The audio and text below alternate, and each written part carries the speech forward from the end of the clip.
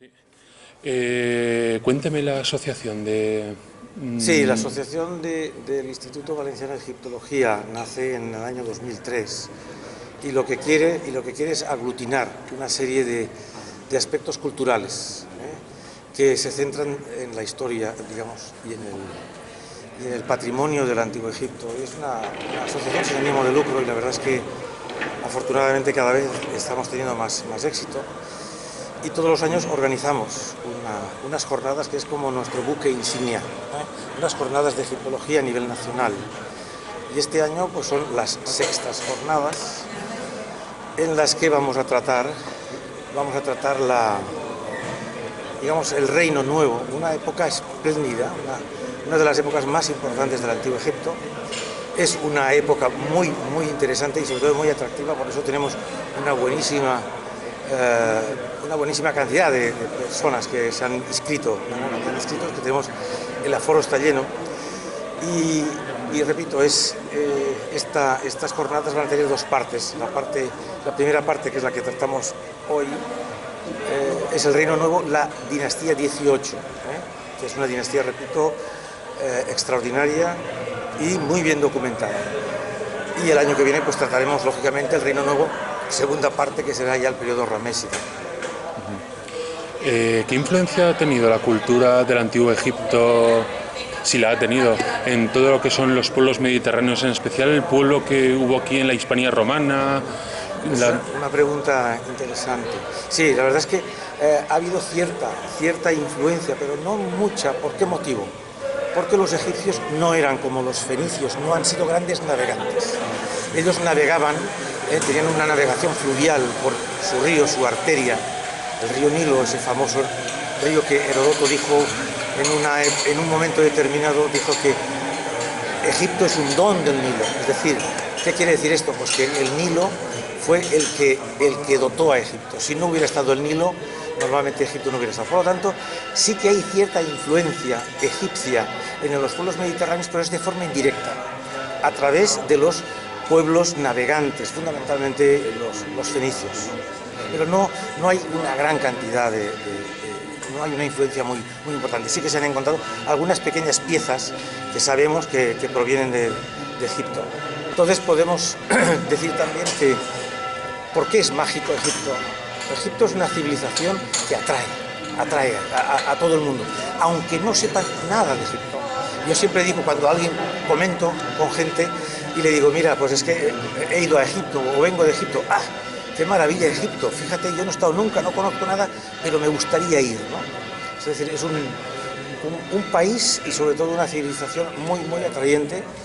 Repito, sobre todo también a gente que no conoce nada de Egipto. Y nadie me ha dicho, cuando ha regresado de Egipto, que se lo ha pasado mal, que no le ha gustado. No, al revés, es mágico, ¿no? Es un pueblo y un país extraordinario. ¿Hubo algún tipo de conexión entre las culturas de aquí y de allí, en el sentido de económico, político? Sí, le digo, una conexión directa no, pero una conexión indirecta sí. Repito, por los pueblos navegantes, sobre todo los pueblos del Levante también, los de Grecia y Macedonia, y sobre todo, como he dicho, los fenicios.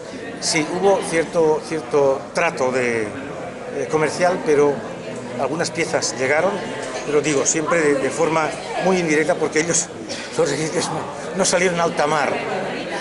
Se hacían ciertos viajes más largos, iban por cabotaje, es decir, iban soslayando la costa, pero no se alejaban porque no tenían, digamos, barcos preparados para el alta mar, pero de todas maneras tampoco les interesaba, porque ellos ya comerciaban con otros pueblos que, repito, que tenían ese tipo de barcos, y entonces pues no tuvieron nunca la necesidad de salir muy al exterior por el mar, pero sí por la tierra. Sí que llegaron hasta Palestina y hasta Asia Menor.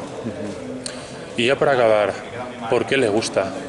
¿Qué le atrae de la cultura egipcia? Es una buena pregunta. ¿Y por qué me gusta? Pues porque yo creo que cuando empecé a estudiar el Antiguo Egipto, la evolución de esa civilización monomódica durante 4 o 5 mil años me explica la evolución del ser humano.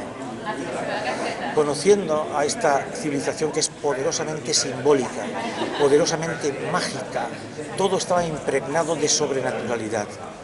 No había conocimiento científico, pero ellos organizaron el porqué del mundo. ¿Por qué? Tenían un discurso mítico religioso. Este es uno de los pensamiento del Antiguo Egipto. Sin embargo, cuando ya entramos en los greco-romanos, tenemos ya un pensamiento más filosófico. Y entonces es un discurso más mítico, racional, ¿no?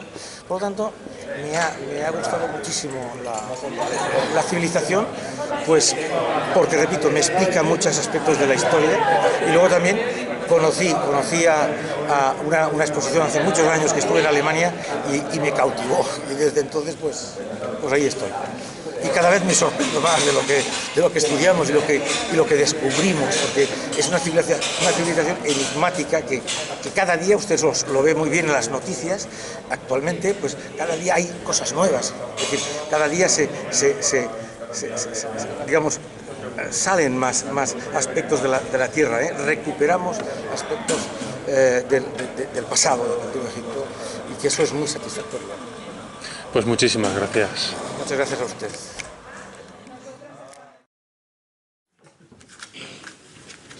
Buenos días a todos y a todas. Muchos ya me conocéis, los que no me presento, soy María Jesús Cerezo, secretaria del Instituto Valenciano de Egiptología. En primer lugar, darle las gracias por estar aquí hoy, un sábado a las 10 de la mañana, que ya es bastante. Y bueno, y en segundo lugar, pero no menos importante, darles la bienvenida a nuestras sextas jornadas de egiptología, que con tanta ilusión hemos podido celebrar un año más y que tratarán sobre la dinastía XVIII. Para ello contamos con unos excelentes ponentes, el doctor Andrés Diego Espinel, el doctor Francisco Borrego, el doctor José Luis y el doctor José Manuel Galán. Antes de empezar, me gustaría dar la palabra a don Antonio Ledo Caballero, profesor titular de Historia de la Antigüedad y Cultura Escrita y representante de la Universidad de Valencia. Bien, muchas gracias.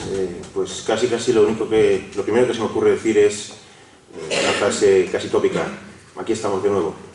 Efectivamente, este ya es el tercer año en que se produce este feliz encuentro entre la Facultad de Geografía e Historia de la Universidad de Valencia y el Instituto Valenciano de Egiptología. Hace 3 años empezamos, y como casi todos los principios, de manera insegura, casi tambaleante, sin saber exactamente dónde íbamos a parar, pero bueno, ya un poco con visión retrospectiva podríamos aplicar la frase tan cinematográfica de "fue el inicio de una hermosa amistad". Efectivamente, como representante del Departamento de Historia de la Antigüedad y la Cultura Escrita y la Facultad de Geografía e Historia, no puedo más que congratularme de que esta colaboración continúe, una colaboración en la que creo que estamos moralmente obligados, la instancia universitaria, en apoyar estas iniciativas, en tanto que, desgraciadamente, la propia universidad no cuenta con una tradición, nuestra universidad no cuenta con una tradición egiptológica, aunque muchos egiptólogos presentes aquí se han formado en ella, y eso es lo que nos tiene que seguir animándonos a mantener esta colaboración.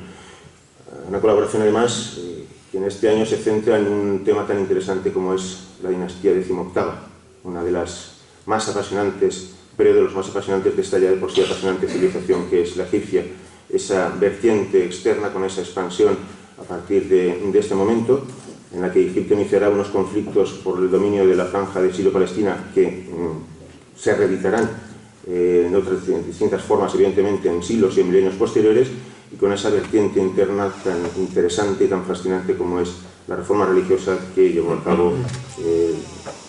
se llevó a cabo en época amarniense.